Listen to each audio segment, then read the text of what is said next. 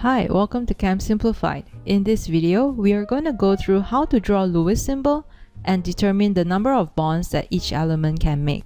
Let's jump straight into Lewis symbol. They look like these. It consists of two parts. The first part is the chemical symbol, and the second part is the electron dot. So sometimes you may see them go by the name electron dot symbols.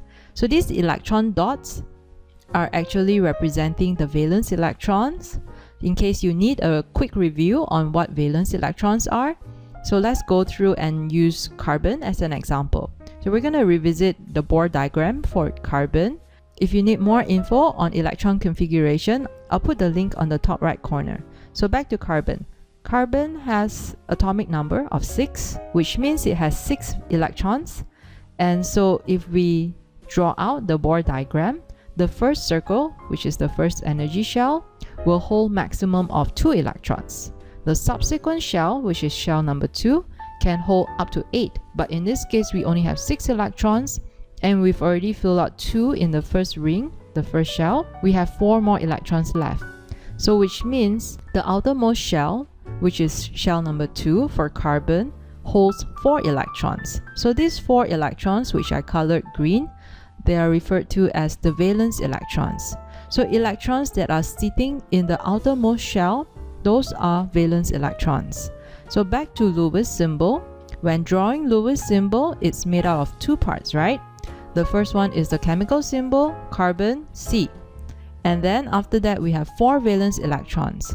Now we can have maximum up to 8 valence electrons. So when you spread it out, you will need to distribute the 8 electrons on 4 sides of the chemical symbol. So we fill 1 on each side. So imagine that there's this imaginary box that looks like this. One box can hold 2 electrons. So in this case, we fill 1 in each, and then if we have more, we go in and fill out the rest. So this is how Lewis symbol is drawn. Now there is a relationship between the electron configuration of the elements and the group number in the periodic table. So we're going to look at that. So group 1A, the Lewis symbols all consist of 1 dot because group 1A elements have 1 valence electron. So therefore, all the elements in group 1A are represented by 1 dot.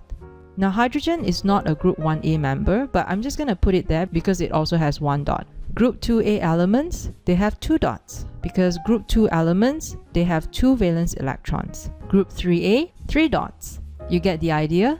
There's a trend going on, right? So 4, 5, 6, 7, 8, they would have the same number of dots.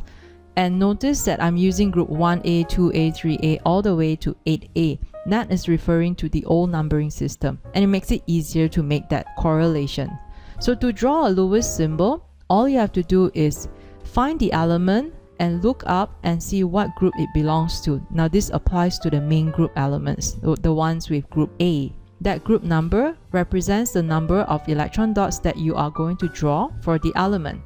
So if you look at hydrogen and helium, they're a little bit special. The maximum that they can hold is 2 electrons. So helium is already full. For noble gas, group 8A, neon and above, notice that they all have full 8 electrons. All the 4 boxes are filled. So that is referred to as octet. Aside from hydrogen, helium, and some minor exception, they will want to become octet.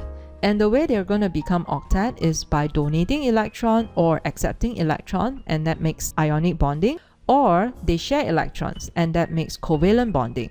So it will be really good if we know how to determine the number of bonds that each element can make in a covalent bond.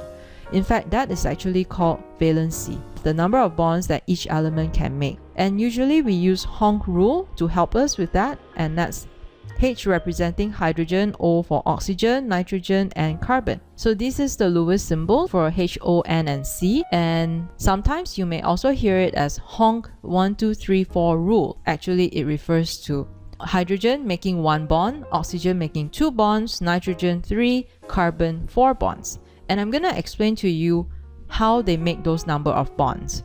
Remember I told you about the imaginary box and how one box can have 2 electrons? So look at hydrogen. Hydrogen has 1 electron. So there is space for another electron. and therefore it's going to bond with one electron to form one bond.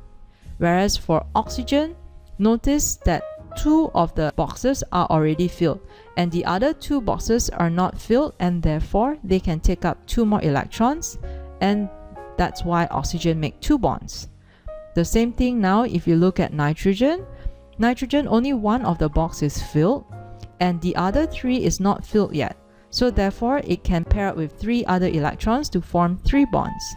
And carbon will form 4 bonds. And that's how you use the HONC rule to figure out the valency for the elements. So these are representative of the elements in their respective groups.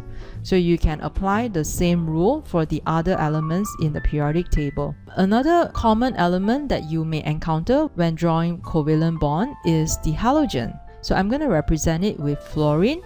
Fluorine comes from group 7, right? So 7 means 7 electrons. I've already drawn out my 7 electrons. So guess how many bonds fluorine will make? Yep, 1 bond.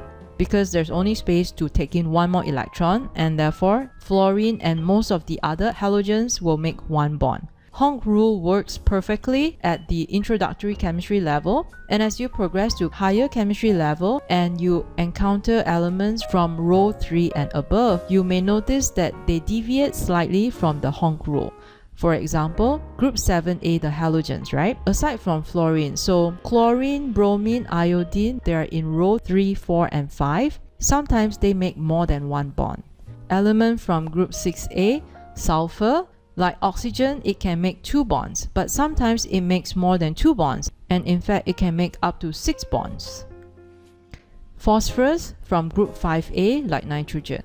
It can make 3 bonds, and sometimes it makes more than 3 bonds, like up to 5 bonds. So these are some things that you might want to keep in mind as you progress to higher level chemistry course. So we have gone through how to draw Lewis symbol. All we have to do is find the element in the main group and look up to determine the group number, and that will tell us how many dots to draw. And based on the Lewis symbol, we can easily find out the number of bonds that they can make. I hope you find this video helpful. Do subscribe if you haven't done so. That way you'll be notified of new videos that I post every weekend. If you're interested in chemistry blog posts, head over to ChemSimplified.com. Thanks for watching, and I'll see you in the next video.